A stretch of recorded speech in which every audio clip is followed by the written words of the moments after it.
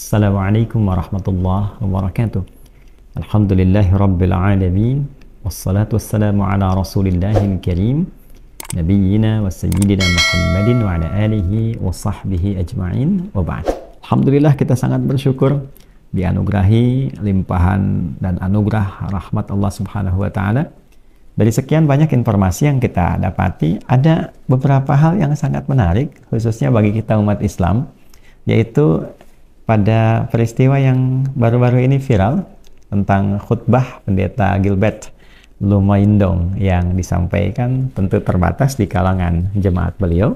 Tapi yang menjadi menarik bagi kita umat Islam dalam perbincangan atau penyampaian khutbah itu, ada beberapa pengenalan tentang ibadah di Islam yang disinggung oleh beliau, dan itu tentunya satu hal yang menggembirakan untuk kita umat Islam. Untuk itu saya secara pribadi menyampaikan terima kasih Pendeta Gilbert karena sudah memperkenalkan tentang ajaran-ajaran di Islam di komunitas beliau khusus, sehingga teman-teman di Kristiani bisa mengenal setidaknya tentang sholat, tentang zakat, berapa kali ditunaikan oleh umat Islam yang selama ini mungkin ada yang belum kenal atau belum terbayangkan tentang itu semua. Dan ini juga memberikan peluang kepada kita semua untuk semakin menggali, mencintai, dan mempraktekkan lebih baik dan lebih khusyuk lagi, khususnya tentang beberapa bagian dari ritual ibadah yang beliau sempat singgung di lingkungan jemaatnya.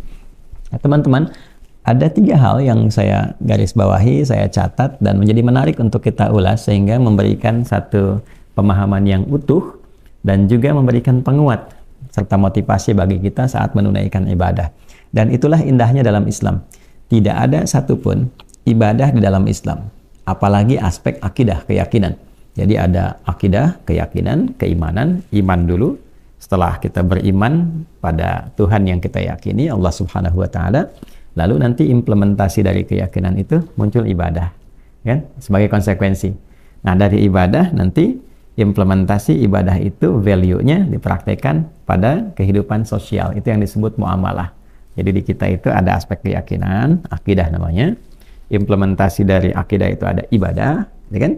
Ibadah implementasinya ada muamalah. Jadi semuanya satu paket. Ketika yakin pada Tuhan, konsekuensinya menyembah Tuhan, lalu hasil dari standar keberhasilan ibadah ini kepada Tuhan yaitu bagaimana bisa dipraktekkan dalam konteks berkehidupan dengan makhluk Tuhan yang lain, baik dengan manusia, binatang, ataupun juga tumbuhan serta lingkungan-lingkungan kehidupan kita yang lain.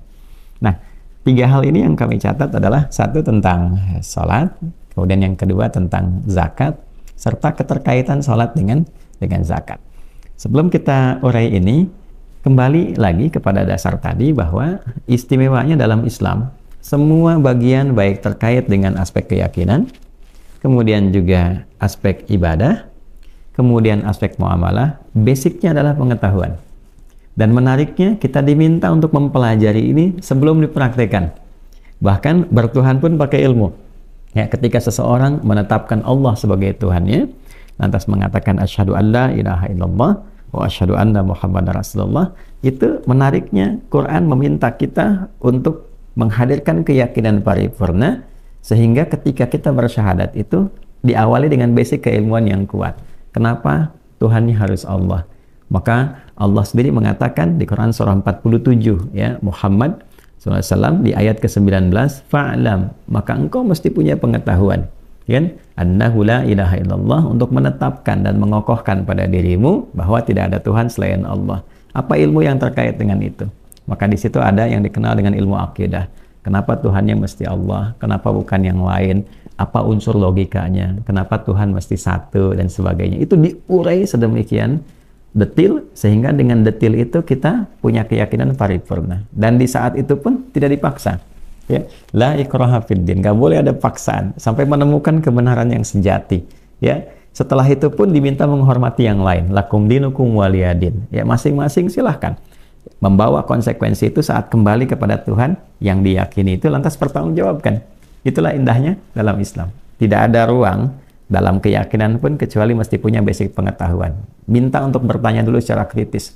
Kenapa Tuhannya Allah? Kenapa mesti satu? Kenapa Tuhan tidak boleh 2 atau lebih? Kenapa Tuhan bla bla bla, tidak dilahirkan, tidak melahirkan, tidak punya sekutu dan sebagainya. Setelah tuntas ini dan diterima dengan logika yang benar, ya kan? Jadi aspek rasionalitasnya apa? Dalilnya apa? Sampai muncul dengan itu semua keyakinan paripurna. Silahkan. Ketika berikrar dengan itu semua, baru konsekuensinya apa? Pembuktian kebertuhanan itu.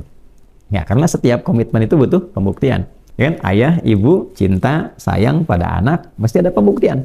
Ya, baik itu melindungi, membelai, memberikan kebutuhan dan sebagainya, itu ekspresi dari satu komitmen yang telah dibangun.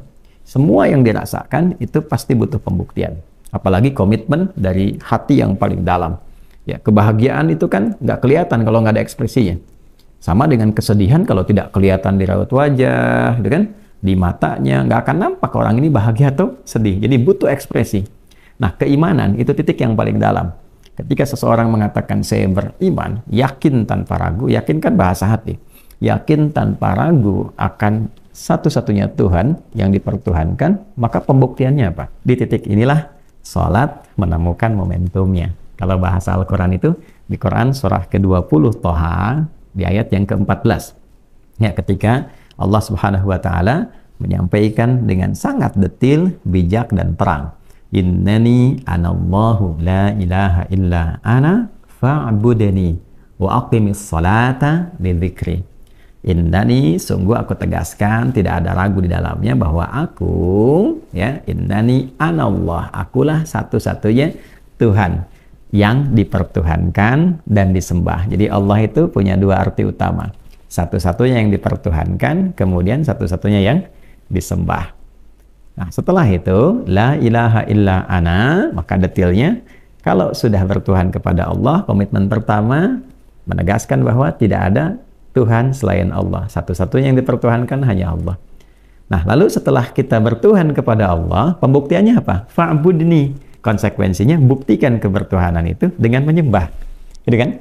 Ya, kalau komitmen kita bertuhan, artinya kan kita hamba, ada Tuhan. Pembuktiannya kan menyembah Tuhannya. Ya kan? Pembuktian utama keimanan pada Tuhan. Caranya bagaimana? Didetilkan. Wa aqimis salat. Tunaikan salat. Wa aqimis salata lidzikri. Tunaikan salat itu sebagai pembuktian kebertuhanan engkau kepada aku, supaya engkau terkoneksi. Dalam arti terkoneksi itu terhubung, kita sebagai hamba, Allah sebagai Tuhan. Nah, ibadah yang menunjukkan konektivitas kita kepada Allah, yang sekaligus menggambarkan kita ini hamba, membuktikan kebertuhanan kepadanya dan terkoneksi kepadanya, disebut dengan sholat. Nah, jadi sholat itu sesungguhnya adalah pembuktian komitmen kita dalam bertuhan kepada Allah. Kita yang membuktikan kebertuhanan kita itu kepada Allah. Jadi konsekuensi logis seseorang bertuhan itu terlihat kepada sholatnya, pada ibadahnya. Itulah sebabnya dalam sholat kita katakan bagi umat Islam, iyyaka na'budu. Ya Allah, hanya kepada Engkau lah kami buktikan sekarang, kami menyembah, kami bertuhan, kami sholat. Nah, itu poinnya. Ya. Jadi kalau ditanya kenapa orang Islam sholat, maka jawaban yang pertama adalah untuk membuktikan kebertuhanan kita kepada Allah, menunjukkan komitmen bertuhan kita kepada Allah. Pembuktiannya lewat apa? Salat. Dari mulai menyiapkan diri, apa yang disebut dengan berwudu itu, ya kan? Nah, kalau Pendeta Gilbert menyinggung tentang membersihkan diri, gitu kan, pakai air dan sebagainya, gitu ya. Nah, itu di Islam disebut dengan wudu. Tapi dia punya landasan teologisnya dalam bentuk pengetahuan, ada dalilnya. Ya, jadi di Islam tuh menariknya, apa sih yang menjadikan kita mesti melakukan ini? Landasannya apa? Oh, perintah Tuhan. Di mana perintah Tuhannya? Di Al-Quran. Surah keberapa? Surah ke-5 Al-Maidah. Ayat berapa? Ayat ke-6. Apa detailnya? Begini. Prakteknya bagaimana? Lihat Nabi mencontohkan. Nabi Muhammad merinci, begini cara wudhu yang baik. Ya kan? Dari mulai berniat, ya, kemudian mencuci tangan, sampai terus kita sempurnakan sampai ke ujung kaki. Dijelaskan maknanya. Kenapa disebut wudhu? Kenapa bagian tubuh ini? Apa kaitan wudhu dengan ekspresi kehidupan? Lalu bagaimana kita menyucikan dengan baik sehingga ketika dibawa kita menghadap kepada Tuhan dalam sholat, diri kita pun dalam keadaan bersih dan baik. Dijelaskan sampai ke situnya. Sehingga menjadi syarat untuk menunaikan sholat. Ya, Allah itu maha suci, maha baik, maha bersih. Jangan sampai ada seorang hamba mau menghadap Tuhannya dalam keadaan yang masih kotor. Bersihkan dulu. Sehingga hatinya baik. Ya kan? Kalau kita mau bicarakan dengan hati yang baik itu nyaman. Hati yang bersih itu lebih tenang. Ini kita mau doa menghadap Allah dalam hati yang masih gelisah, masih kotor, gitu kan? Maka wudhu memberikan spirit pembersihan. Itulah sebabnya setelah kita wudhu, kita menyampaikan kalimat taubat setelah syahadat. Asyhadu an la ilaha illallah, asyhadu anna Muhammadar Rasulullah. Kemudian Allahumma inni, gitu kan? Ya Allah, gitu kan? Kalau kita mau tegaskan lagi, Allahumma ja'alni minat tawwabina, ya. Ya Allah, mohon jadikan aku termasuk orang taubat. Waj'alni minal mutatahhirin, dan termasuk jadikan aku orang-orang yang senantiasa gemar membersihkan dirinya, luar dan dalam.